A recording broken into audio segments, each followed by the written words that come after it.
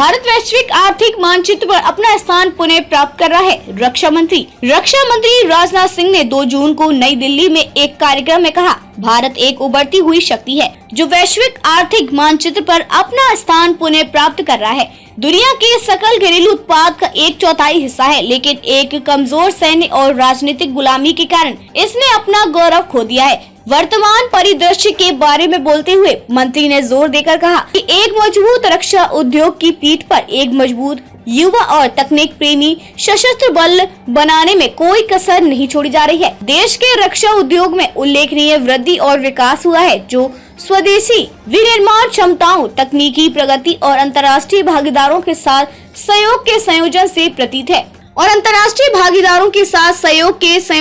प्रेरित है। Morgan Stanley की एक रिपोर्ट का हवाला देते हुए मंत्री ने कहा कि 2013 में भारत को फ्रेजाइल 5 अर्थव्यवस्थाओं में नामित करने के बाद निवेश फर्म हाल ही में कहा कि देश 2027 तक तीसरी सबसे बड़ी अर्थव्यवस्था होगी। इसके अलावा रक्षा क्षेत्र में सरकार द्वारा लाए गए परिवर्तनकारी परिवर्तनों पर प्रकाश डालते हुए मंत्री ने कहा कि हथियारों और प्रौद्योगिकियों के निर्माण में पूर्ण आत्मनिर्भरता हासिल करने के लिए कई कदम उठाए गए हैं।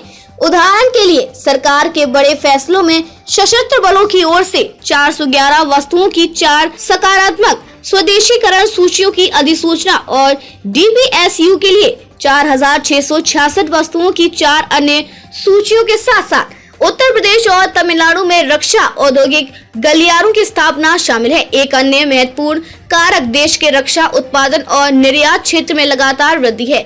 उदाहरण के लिए मेड इन इंडिया अभियान का उद्देश्य स्वदेशी विनिर्माण को बढ़ावा देना और आयात पर निर्भरता कम करना है। वित्तीय वर्ष 2022 से 2023 में देश ने रक्षा उत्पादन में 1 लाख करोड़ रुपए से अधिक का रिकॉर्ड दर्ज किया है और लगभग 16,000 करोड़ रुपए का सर्वकालिक उच्च रक्षा निर्यात किया। इसके अलावा पूंजीगत अधिग्रहण बजट के हिस्से में लगातार वृद्धि हुई है और DRDO स्वदेशी हथियारों और प्रौद्योगिकियों के विकास के लिए विभिन्न परियोजनाएं भी चला रहा है। रक्षा उद्योग में स्टार्टअप्स की क्रमिक वृद्धि अभी तक एक और महत्वपूर्ण पहलू है, जो देश की रक्षा क्षमताओं को बढ़ाने में महत्वपूर्ण भूमिका निभा रहा है।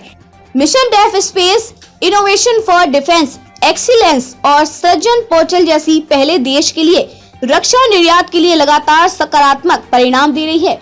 मंत्री ने कल्याणकारी राज्य बनाने पर जोर दिया। उन्होंने कहा, हमें कल्याणकारी राज्य बनाने की जरूरत है। अपने लोगों के लिए उच्च गुणवत्ता वाले पोषण, आवास, शिक्षा और स्वास्थ्य सेवा वाला राज्य। इस सामाजिक सुरक्षा जाल के लिए सार्वजनिक और निजी दोनों क्षेत्रों को मिलकर काम करने की जरूरत है।